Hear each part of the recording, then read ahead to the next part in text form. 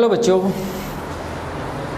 आज हम करने जा रहे हैं pair of linear equation in two variable.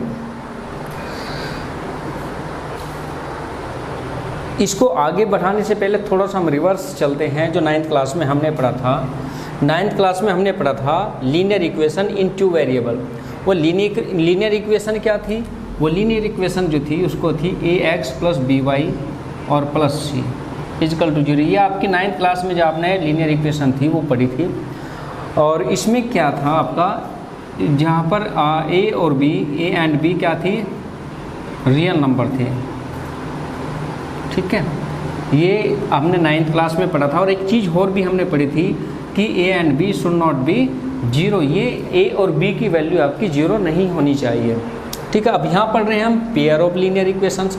तो ये जब पेयर की बात करते हैं तो हम क्या करते हैं, वहाँ सिंगल इक्वेशन थी इसलिए ax और by और c के रूप में हमने लिख दिया था। लेकिन यहाँ 2 इक्वेशंस है तो पहली इक्वेशंस में 1 लगा दें, a1x प्लस b1y और प्लस c1 इजकल टू क्या है 0। इक्वेशन आप इसको फर्स्ट मानेंगे।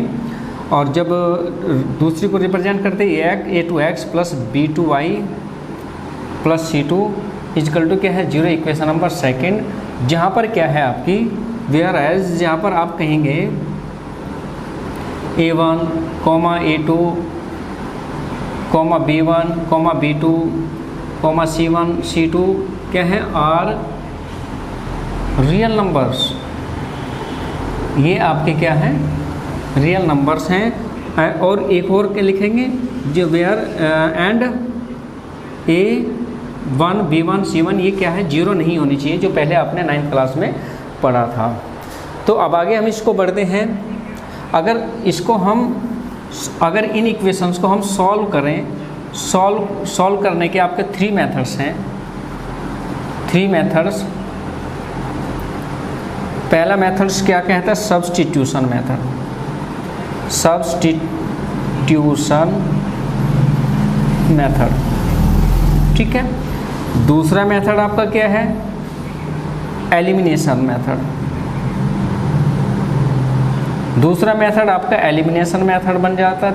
तीसरा मेथड जो है आपका क्रॉस मल्टीप्लिकेशन मेथड। तो ये 3 मेथड के माध्यम से हम इन इक्वेशंस को सॉल्व करते हैं। जो 3 मेथड्स हैं यही अप्लाई होते हैं, यही आपके सिलेबस में दिए गए हैं। और 1 बाय 1 हम इनको आगे एक्सरसाइज जैसे जैसे आगे बढ़ती जाएगी हम इन तीनों मेथड्स को 1 बाय 1 सीखते चले जाएंगे। कौन सा मेथड कैसे अप्लाई होता है, कैसे मेथड को यूज करना है। अब बात आती है इन दोनों इक्वेशंस को रिप्रेजेंट करने की। तो रिप्रेजेंट करने के यहाँ पर हम क्या करते हैं, रिप्रेजेंट करने के आपके 2 यहाँ पर मेथड्स हैं। बात आती है रिप्रेजेंट की। अगर आप इसको रिप्रेजेंट करते हैं तो यहाँ पर 2 मेथड्स को रिप्रेजेंट करने के, पहला अलजेब्रिक मेथड और दूसरा एक मेथड क्या है अलजेब्रिक। पहला मेथड लेके चलेंगे हम अलजेब्रिक ALGE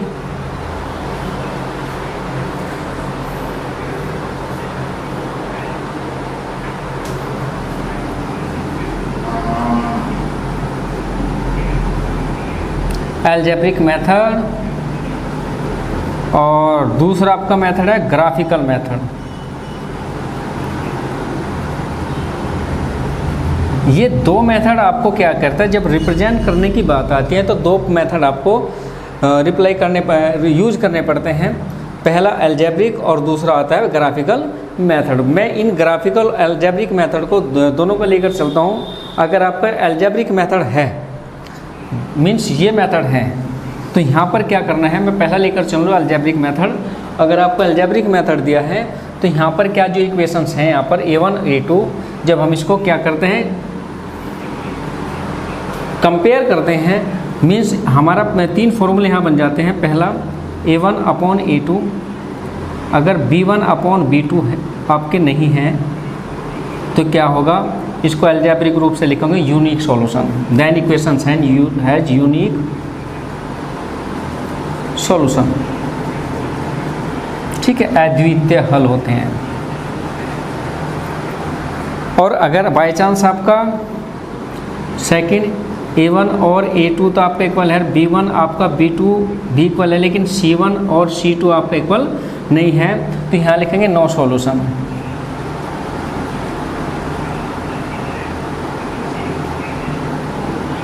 ठीक है। और अगर बाय चांस आपका क्या है A1 और A2, B1 और B2, C1 और C2 दोनों तीनों ही इक्वल हैं, तो आपके लिखेंगे मैनी सॉल्यूशन।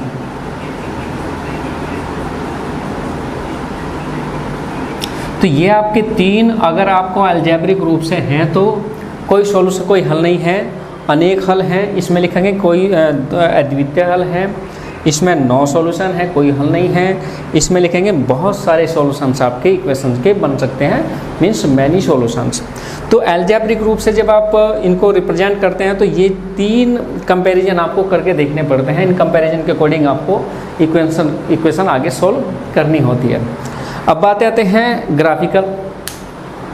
जब ग्राफिकल की बात आती है, यहाँ पर मैं इसको थोड़ा सा रब कर दूँ, और जब ग्राफिकल हम इसको बात करते हैं, यहाँ से मैं लिख दूँ ग्राफिकल।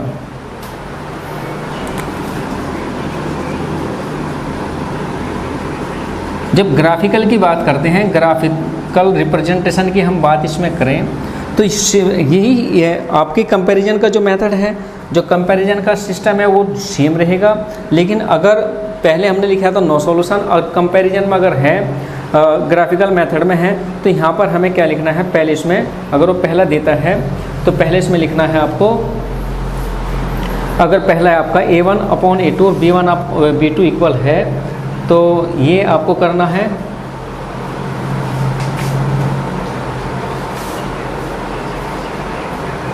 क्या कहते हैं, इंटरसेक्टिंग। यहाँ करना है इंटरसेक्टिंग।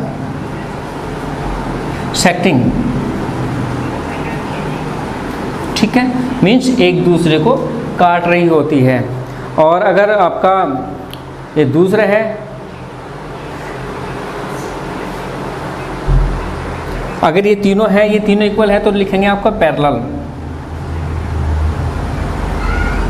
पैरेलल लाइन होती है, तीनों अगर आपके इक्वल होते हैं तो फिर क्या कहलाते हैं आपको, पैरेलल। ठीक है। और अगर ये आपके हैं तो इसको आपको लिखना है कोइंसिडेंट।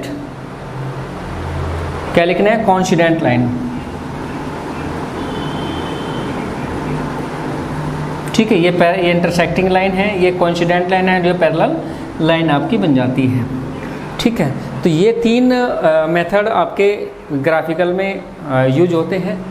ग्राफिकल आपके तीन हैं और अलजेब्रिकल भी आपके तीन हो जाते हैं। तो इस तरह से आपकी जो 2 वेरिएबल इक्वेशंस हैं, मैं आपको आज मैंने इंट्रोड्यूस कराई हैं।